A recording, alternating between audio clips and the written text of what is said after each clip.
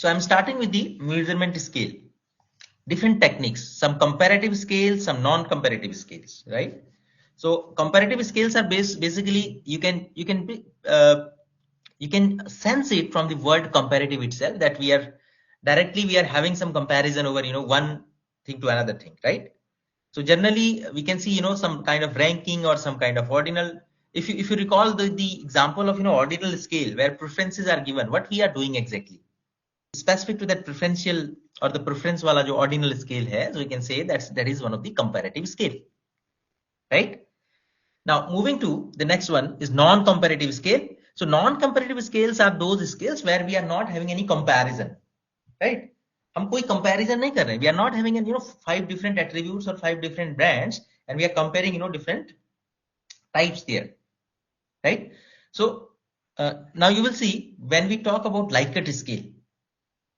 So Likert scale में हमने क्या किया, if you recall the example कि Likert scale में हमने पूछा आपसे एक सवाल कि DBS में अगर आपको किसी को recommend करना है, if you have to recommend somebody down the line or your juniors, so how you will rate from 1 to 5, right? So that means I am not comparing one attributes with another attribute. मैं कोई comparison नहीं कर रहा हूं इधर, right? It's fairly non-comparative. So such kind of scale where there is no reason to compare, we are not comparing one scale with another scale, or we are not rating one attribute with another attribute, or one brand with another brand, one product with another product, one person with another person, right? So that is a non-comparative scale.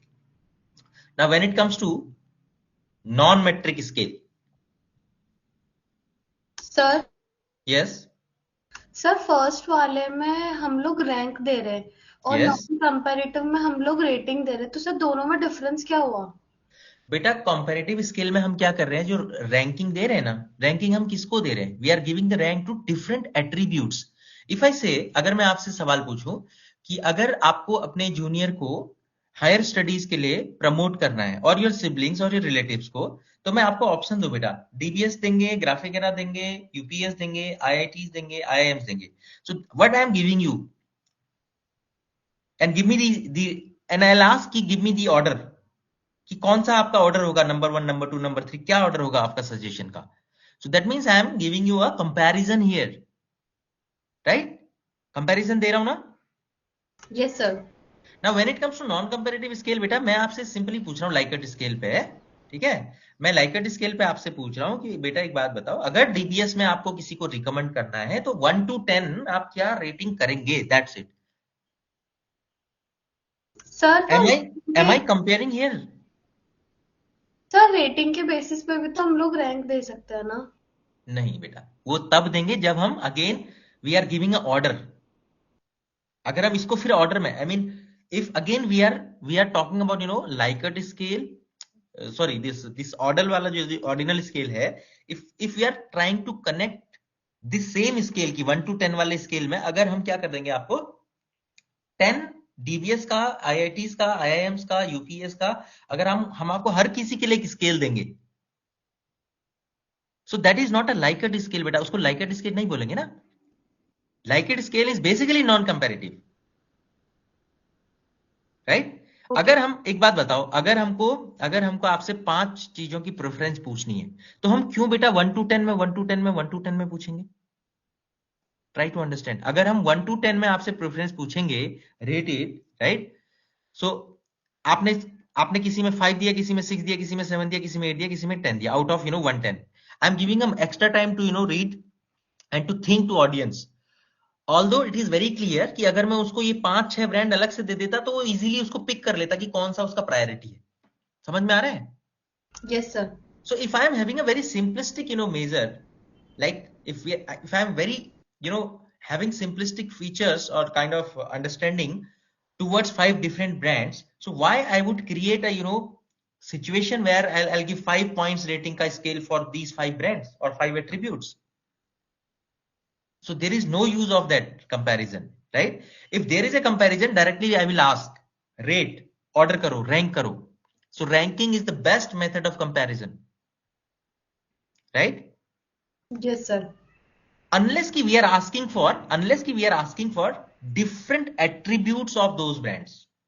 अगर मैं आपसे ये पूछूं कि मेरे पास 5 brand है और 5 brands के प्रोडक्ट्स में ये फीचर्स हैं, now brand, now rate 1 to 10, right? So that is of course comparative scale, but that is not a Likert scale. वो Likert scale नहीं होगा बेटा. Likert scales are always non comparative. ठीक है, Likert scale जो है और symmetric differential scale they are always non comparative. जब कंपैरेटिव होगा तो हम उसको दूसरा नाम देंगे. Yes, sir. Another type of scale is metric scale and non-metric scale. Non-metric scale, we are not having any specific calculation, we are not having any specific metrics. ठीक है. So when we are talking about non-metric scale, that means, now please recall, when it comes to nominal scale, nominal scale में हमारे पास क्या है? We are having only nomenclature, right? Yes, sir. When it comes to ordinal scale, what we have only preferences, we have only ranking, we have only orders, right? We do not have any scale which is in continuous and this discrete numbers, right? So when it comes to non-continuous and non-discrete numbers in the scale, so that is a non-metric scale. Largely you will see all the categorical scales are known as non-metric scales. And when it comes to categorical scale, कौन सा scale आ गया? Nominal and ordinal. Is it clear? Yes, sir. So now similarly metric scale कौन सा होगा? Metric जहां पर continuous numbers और discrete number आ रहा है. तो कहां आ रहा है? Continuous number either in the interval scale or it is in the ratio scale, right? So on the basis of number system or the metric use, we can say the measurement scales are of two types. On the basis of comparison, again we are having two types. On the basis of number of items, now the third classification here, single item scale, where we are having only one item in this scale. I mean respondent has to answer only one question for a scale, single scale. एक concept को major करने के लिए अगर आपके पास केवल एक scale है, एक आइटम का स्केल है, हाँ, now please try to understand, one item का स्केल, स्केल में केवल एक सवाल है, तो single item scale. This nominal scale is a single item scale. अगर आपको एजुकेशन पूछना है बेटा किसी रिस्पोंडेंट का, तो आपकी एजुकेशन कितनी है ना, आपने कितना पढ़ाई किया है, यही तो एक सवाल होगा. या और भी कोई सवाल से पूछ सकते हैं आप education. Now you are having only one question कि आपका एजुकेशन कितना है. Your income, if you are going to ask income of a consumer, I mean when it comes to any demographic characteristics, literacy पूछना है तो एक ही सवाल होगा, कितना पढ़े हैं, लिटरेट है, इलिटरेट है. लिटरेट है तो क्या तुम्हारा कितना पढ़े हुए हैं. That mean for measuring one concept we are having only one item scale, so such kind of scale are known as single item scale. When it comes to multi item scale, अगर हमको attitude as a concept, if we have to measure attitude, so attitude को पूछने के लिए we do not have one item scale. हमको एक सवाल नहीं पूछना है to understand the attitude of an individual or student or customer. We have to ask number of questions. सर्व कोयल जो मॉडल है, परशुरामन का जो सर्व कोयल मेटल है, right? I'm just trying to connect you with that example. उस सर्विस क्वालिटी के दो dimensions होते हैं बेटा. One is expectation and other is your perception, कि आप क्या परसीव कर रहे थे और क्या एक्सपेक्टेशन थी आपकी, right? On the basis of that you will see, अगर आप एक्सपेक्टेशन को मेजर कर रहे हैं तो द एक्सपेक्टेशन मेजरमेंट का जो स्केल बनाया था परशुरामन ने, उसमें 22 आइटम्स हैं. 22 items. Can you imagine? That means one concept is being measured on the basis of 22 items. So such scales are known as multi item. Say for example, अगर हम big 5 personality की बात करें, पर्सनैलिटी एज अ थ्योरी आपने पढ़ा होगा, big 5, there are 5 different dimensions. If you want to measure these 5 dimensions, you will see for each and every dimension there are 5 or 10 item scales. एक dimension को measure करने के लिए you have to ask to respondent 5 to 10 questions, and such scales are known as multi item scales. समझ में आ रहा है? नहीं आ रहा है तो let the slide proceed further. हम स्पेसिफिकली मल्टी आइटम स्केल पे इसको फोकस करेंगे, ठीक है। Now moving to the last one, Yes, sir. continuous rating scale. Now see, continuous rating scale is on the continuum of numbers where there are large numbers given to you. Say for example 10 to 100, and now you have to rate. 10 से लेके 100 तक number दिया है, and one attribute or one question is being asked, and you have to say now rate. Don't you think it's quite confusing? अगर आपको अगर मैं आपको 2-3 गाड़ियों का कंपैरिजन दे दूं, and I will say कि for a particular feature you have to rate the product on a continuum of 1 to 100. So it's quite difficult, right? 1 से 100 तक, but it is highly precise. अगर मैं 1 से 5 बोलूंगा तो कोई चीज ऐसा भी हो सकता है बेटा 4 और 5 के बीच का हो, but I do not have any option, right? But when it comes to continuous rating scale, I have a large option. I'll rate 40 also, I'll rate 41 also, I'll rate 49 also. But when it comes to 1 to 5, I do not have a liberty कि मैं 4 के बाद 4.1, 4.2, 4.3, 4.5 बोलूं. So the next step, either I have to stay with the 4 or I have to stay with the 5, right? So such kind of scale, although these scales are highly specific, these are creating confusion also. इतना बड़ा scale दे दोगे तो आदमी confuse भी हो जाता है, right? But still these are being used, so we'll see कि कहां ये measurements को यूज करते हैं. Now this is a classification of all the measurement scales. ये एक classification है बेटा. This is a summary of all the scales. Techniques, basically these are the techniques. The first one is measurement scale. You will see there are 3 types of single item scale, multiple item scale, continuous rating scale. 3 scale जो हमने बात की है, these are very important, right? Now when it comes to single item scale, यहाँ पर केवल एक item है. Now we have further 6 categories.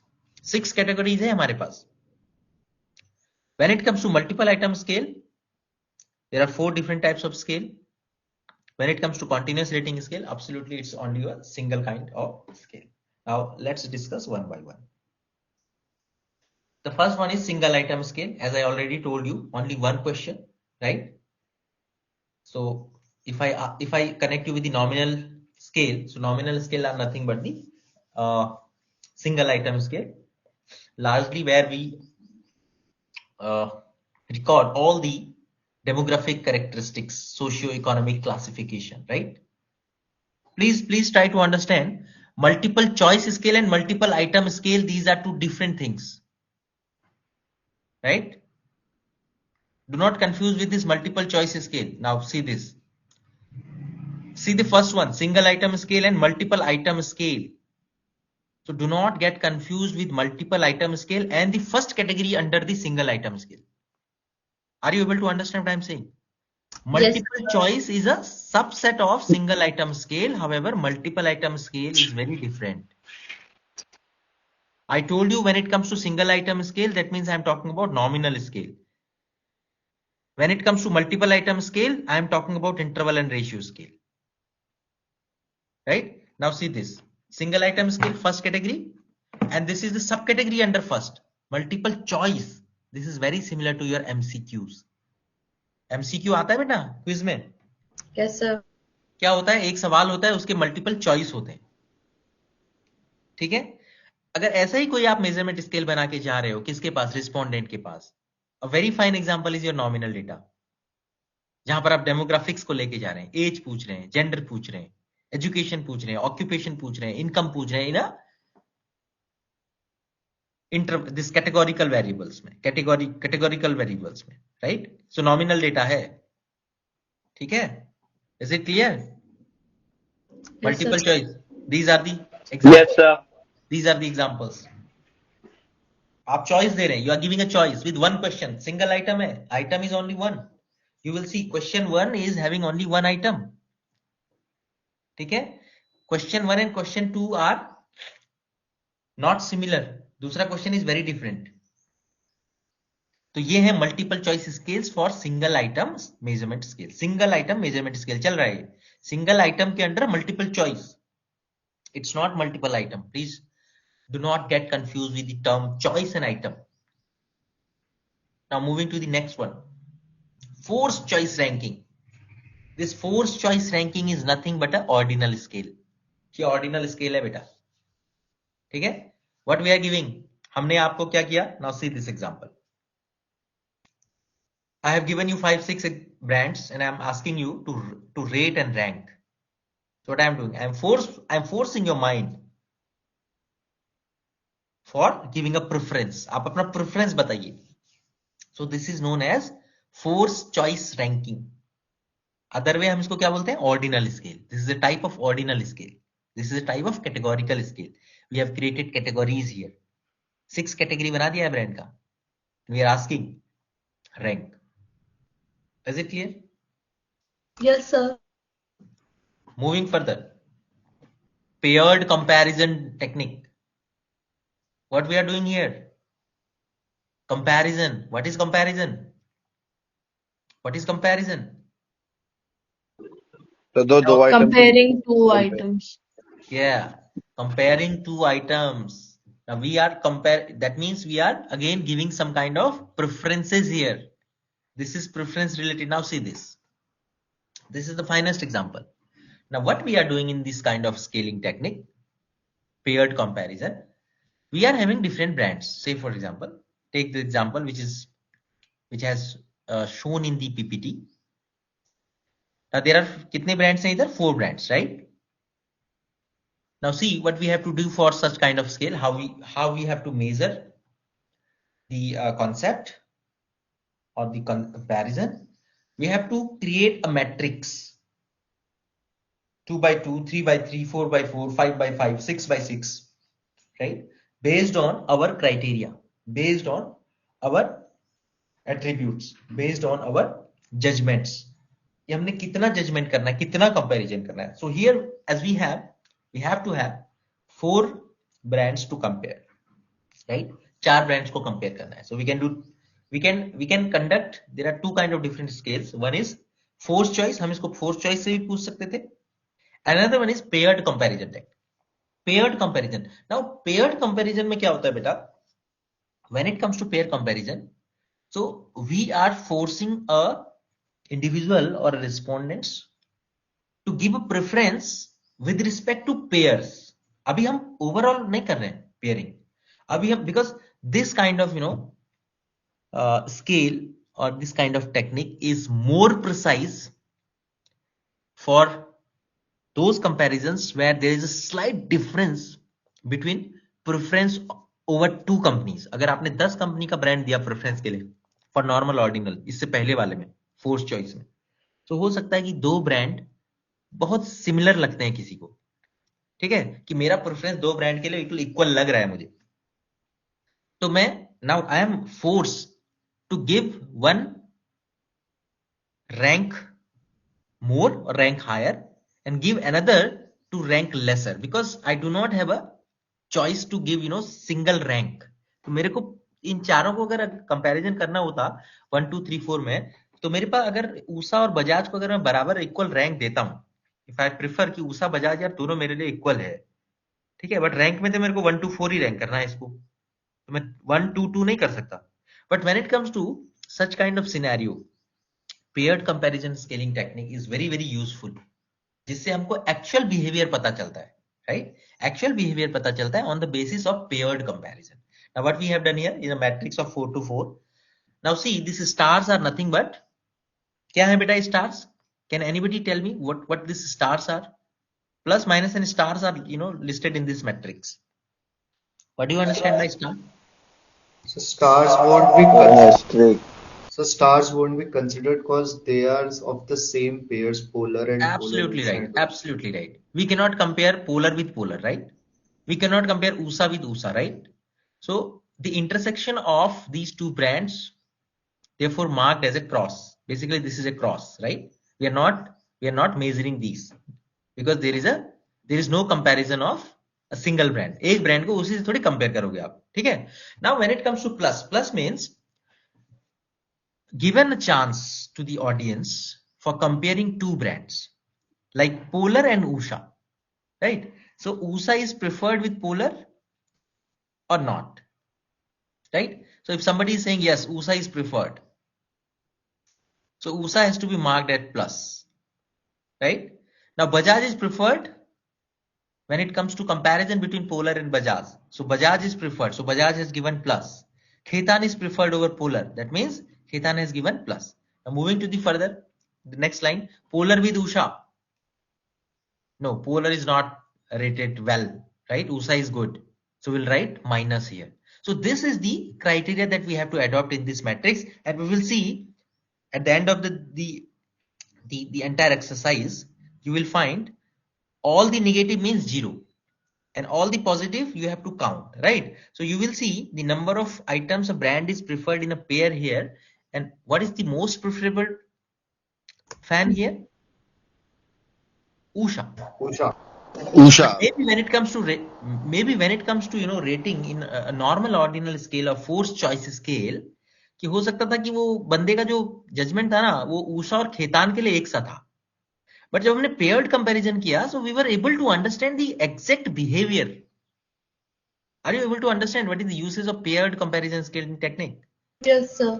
This is giving you much better results और अच्छे रिजल्ट्स स्पेसिफिक टू दी, जहां पर आपका कंपैरिजन के लिए कस्टमर के पास बहुत कम स्कोप है, उसको लगता है कि यार 3 कंपनियां उसके लिए ऑलमोस्ट सेम है, वो कैसे वो रेट कर सकता है तीनों को 2, 3, 4.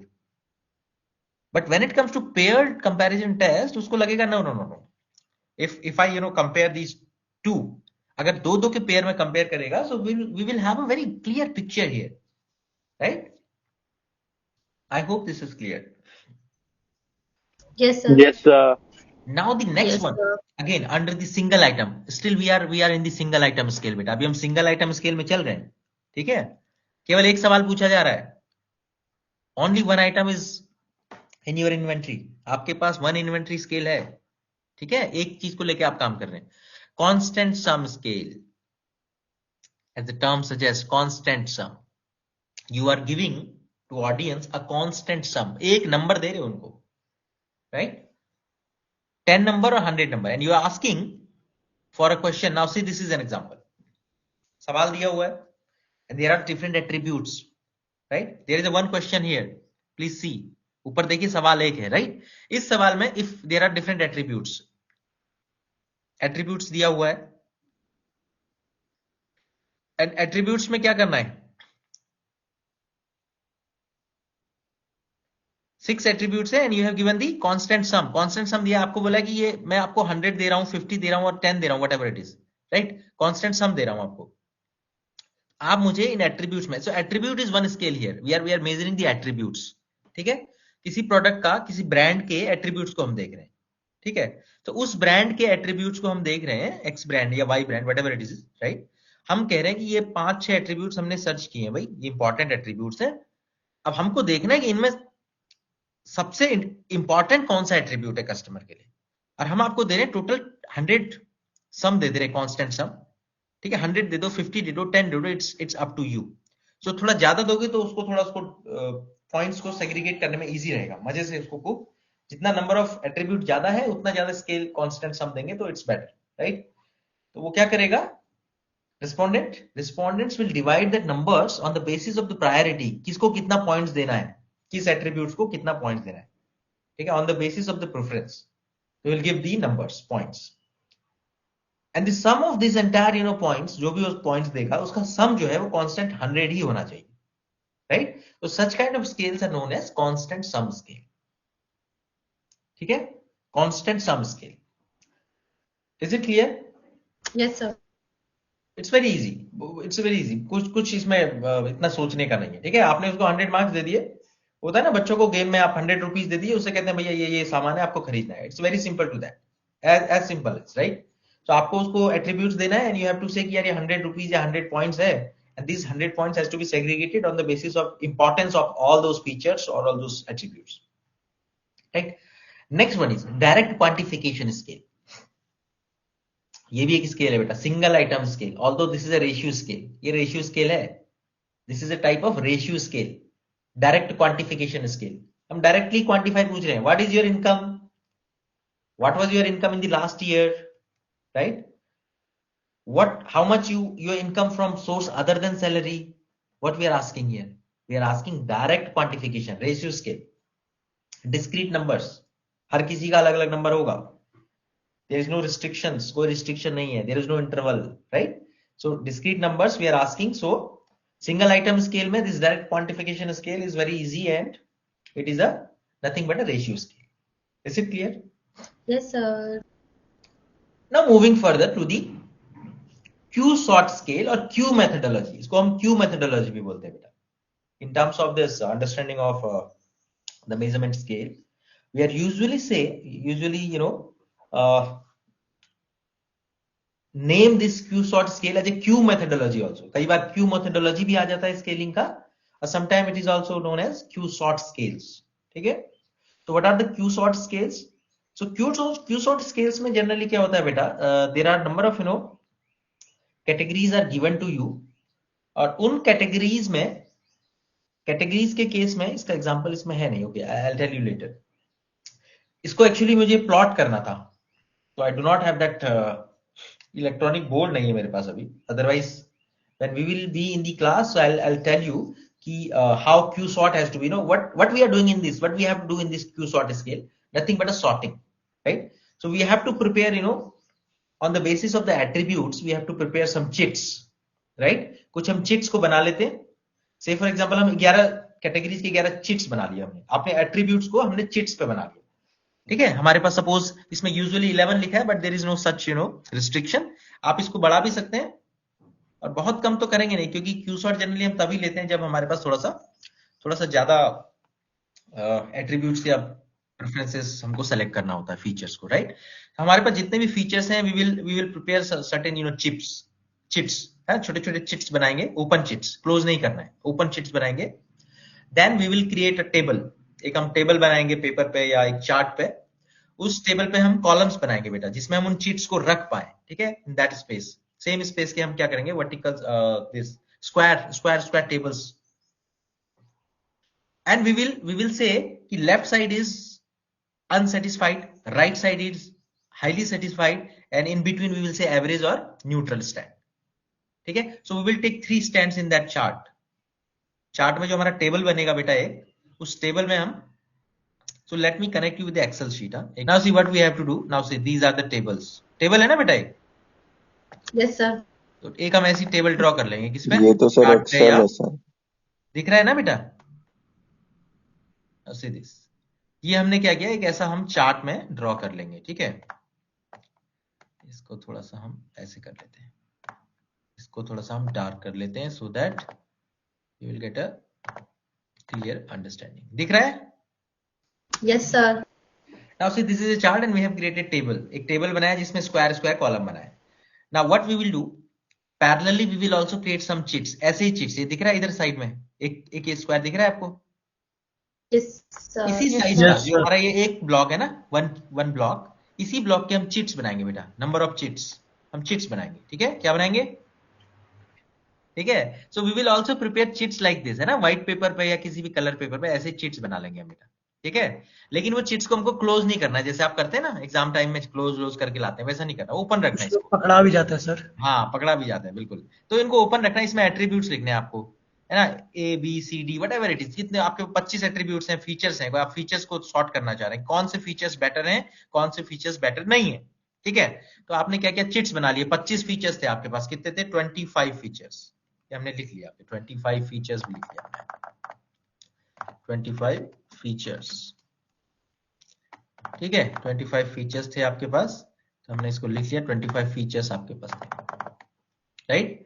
Now what you have to do, वो सारे चीट्स जो है आपको, now you have to arrange here in this table. और इस टेबल में हम ऊपर लिख लेते हैं, इसको लिख लेते हैं सेटिस्फाइड, और इधर लिख लेते हैं नॉट सेटिस्फाइड, या हम इसको डिससेटिस्फाइड कर देते हैं. सर ये एक तरह से तो वो वाला हो गया ना, जो सर एक तरह से जो लेता है फीडबैक टाइप का, कि हाँ क्या है क्या नहीं. नहीं, आपको नहीं लेना है, आपको तो बस एट्रीब्यूट्स पूछना है कि हाँ भाई कितने एट्रीब्यूट्स हैं ना. आपको एट्रीब्यूट्स ले लेने सारे, और फिर आपको ये सॉर्टिंग टेबल लगा के फिर कंज्यूमर को बोलना, आ जाओ बताओ भैया ये इसको प्लेस करो, इसमें इन चिट्स को इसमें प्लेस करो. ठीक है, तो वो इसमें चिट्स को प्लेस करेगा ना. फीचर्स, ये फीचर ए इधर डाल दिया, फीचर बी इधर डाल दिया. ठीक है, फीचर सी को बोलता है नहीं है मेरे लिए कोई इंपॉर्टेंस नहीं है. फीचर डी को बोलता है ये dissatisfied, I am not satisfied. ठीक है, फीचर ई को भी डिससेटिस्फाइड में डाल दिया. फीचर एफ को इधर डाल दिया, फीचर जी को इधर डाल दिया, एच को इधर डाल दिया, ठीक है, आई को इधर डाल दिया, जे को, के को, आई को इधर डाल दिया,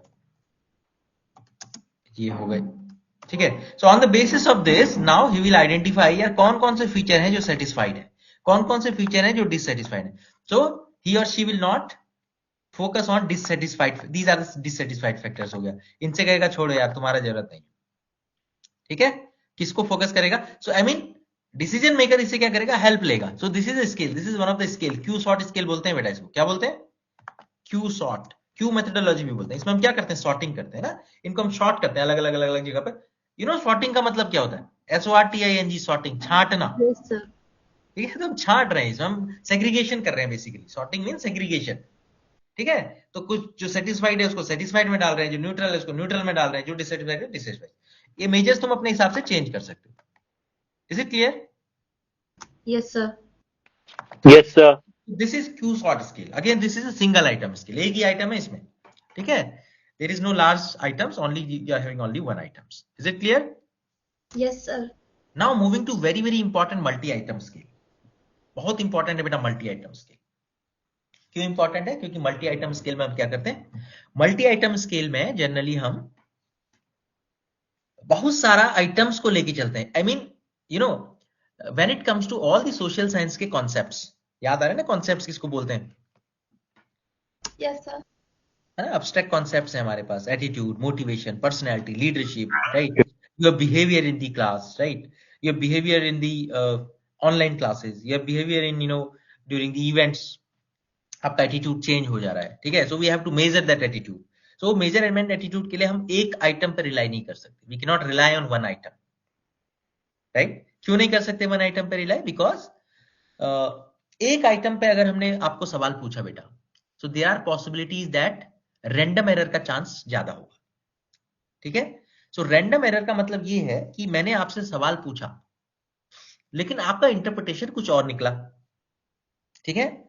सो अगर मैं केवल आपको एक ही सवाल के बेस पे आंकना चाह रहा हूं और आपकी इंटरप्रिटेशन ही गलत है, मैं जो पूछना चाह रहा हूं वो आप तक पहुंचा ही नहीं।